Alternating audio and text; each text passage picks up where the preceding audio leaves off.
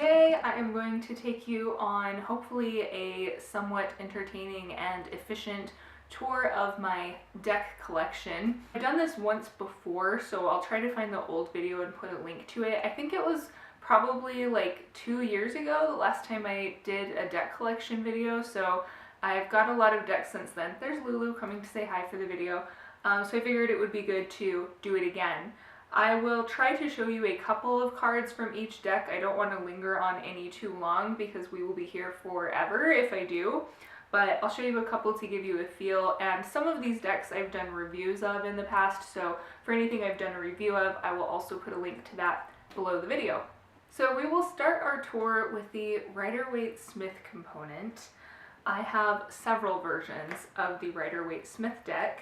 This deck is the first tarot deck that I ever obtained, and it is that version that I'm sure a lot of you are familiar with of the Rider-Waite that has, first of all, the plaid backs, which I'm not that fond of, and then the coloring in the images, hopefully you can see them okay in the video, is pretty harsh and jarring. So this was the first deck that I started to learn and work with, but I always struggled with the colors. So I started doing some research and decided to get myself a different version of the Rider-Waite. So the next deck I got myself is the Radiant Rider-Waite. Now this one I did like a lot better, and I used this deck for quite some time. So you can hopefully sort of see that the coloring in this deck is a little bit more smooth and even than it is in that other version.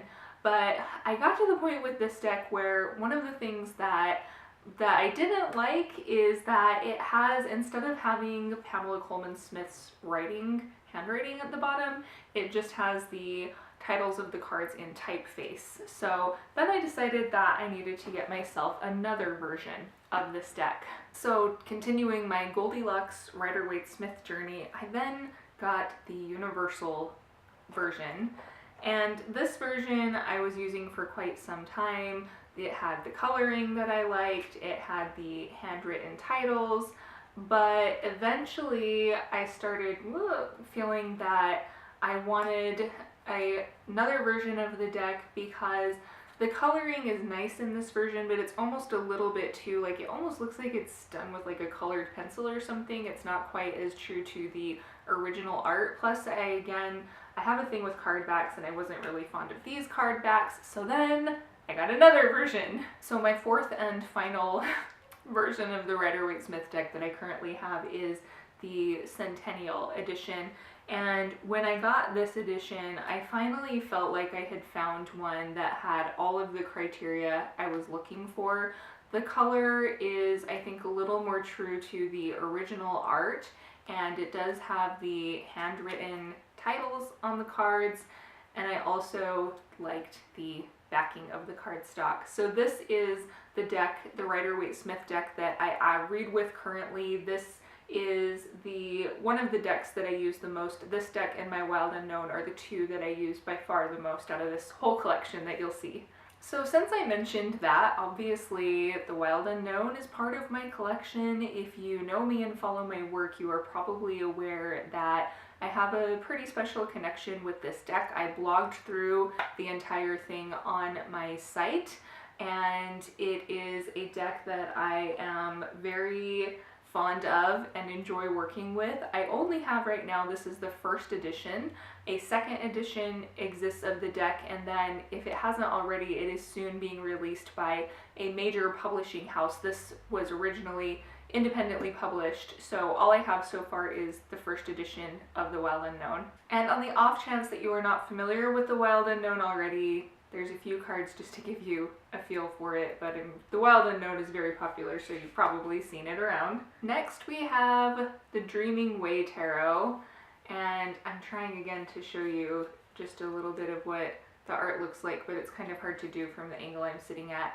This is a deck that when I saw the pictures online, it was one of those moments where I thought, holy smokes, I need to get my hands on that deck. I really loved the art and liked the vibe of the deck. Mine, as you may be able to tell, has the borders trimmed. This is the first deck that I had the courage to remove the borders, and I'm quite pleased with how it looks. It really makes the imagery pop, and I've done a review of this deck in the past, so I'll link to that below. Next I have the Tarot Art Nouveau, and this is technically my husband's deck. I got this for him as a gift because he likes this art style, and he doesn't really do readings with tarot cards, but he uses them sometimes for writing to spark inspiration. And same thing with the Shadowscapes Tarot. This one, I have to be honest, I know a lot of people really love the Shadowscapes deck.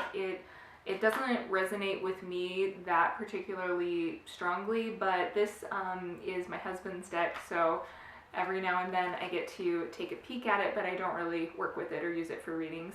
The Robin Wood Tarot was one of the earlier decks that I purchased for myself. In fact, if I recall correctly, this may have been the first deck that I got for myself after getting my Rider-Waite-Smith decks. And every now and then I use this one, not too frequently, but it has a certain charm to it. I think when I did my last deck collection video, I said that the images in this remind me of like an 80s workout video, like some kind of aerobics video, and it definitely still does have that vibe for me. I don't think it stood the test of time incredibly well, so I use it once in a while, but not all the time. This is the Japri Tarot, and I did a review on this deck as well, so I'll leave a link to that. This is the second deck in my collection, of which I trimmed and removed the borders, and once again I'm very pleased with how the imagery looks without having those white borders there. This is a really gorgeous deck, and I find that I like to use this deck for a lot of inspiration for journaling and creative writing, sometimes even more so than I like to use it for readings. So it's kind of interesting how you notice different decks start to lend themselves to different purposes. Prisma Visions Tarot is I think it's the first, oh no, I showed the Wild Unknown, so it's the second indie deck that I've showed you here. This one I saw when it was being funded on Kickstarter, and when I looked at it, it was again one of those situations where I thought, wow, that's really unique and striking. So I backed this deck on Kickstarter. A few people have asked me to do a full review of this deck, and I have not done so yet, but hopefully one of these days I'll get around to that.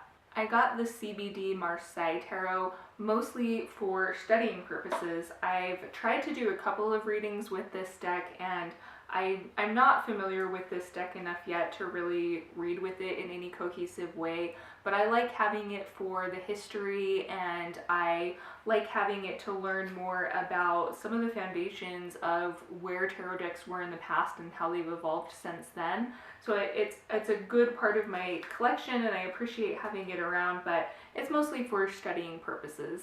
The Deck of the Bastard is another really cool deck that I have done a review of some time ago. This is an independently published deck, and it's a mashup of a lot of older tarot decks, so it has pretty cool imagery, and you can see more about this one in the review. There's this ski resort town in Utah called Park City. It's kind of touristy, and they have this super cool bookshop there, and there's a cat that lives in the bookshop. So one day I was wandering around through their bookshop when I first started getting into tarot, and they had this deck, the Tarot of Pagan Cats. So because I am obviously a cat lover, I couldn't go home without this deck, so this was one of the earlier decks that I obtained as well. And speaking of cat decks, I also have the Mystical Cats Tarot, because this was a gift from my dad. How sweet is that? He saw this and thought of me, and the imagery in both of these cat decks is actually incredibly beautiful. I don't read with them too often because I find it challenging to read with them, but I like to use them sometimes to, again, use for writing or use sometimes on Instagram and things like that. The Golden Tarot is a reproduction of the Visconti Sforza, which is, oh, I can't get the box open. It is one of the oldest tarot decks in existence. And this is another one that so far I've mostly used for studying purposes. It came with a really awesome book that talks a lot about the early history of tarot in Renaissance Italy. I think there's another deck that has the same name, the Golden Tarot, so not to be confused with that one. This is the Golden Tarot Visconti Sforza by Mary Packard. Ever since I was pretty young, I was into video games. I was really into the Final Fantasy series growing up. So when I started getting into tarot, I found out that Yoshitaka Amano, who did the concept art for the earlier Final Fantasy games, had created a tarot deck. So I got this one for myself on, I think it was on eBay, and I don't read with this deck at all. This is probably one of the only decks I have that I would say I have just because I wanted it in my collection. I'm starting to go kind of fast because I realized my camera is going to run out of space, but I think I'm almost done.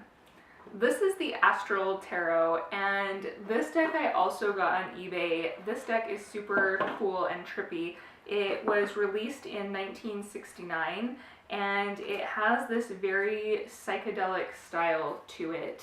And I really just love the imagery. It's super cool. I'm going to be doing not really a review, but I want to do a post where I just talk more about this deck and sort of how this deck came to be, because it has kind of an interesting backstory. That was just a quick jaunt through my tarot deck collection. If you have any questions about any of those decks or want to see further pictures, just let me know. Otherwise, I hope you enjoyed living vicariously through me of my tarot deck collection for a few minutes. Thanks for watching, guys. Bye.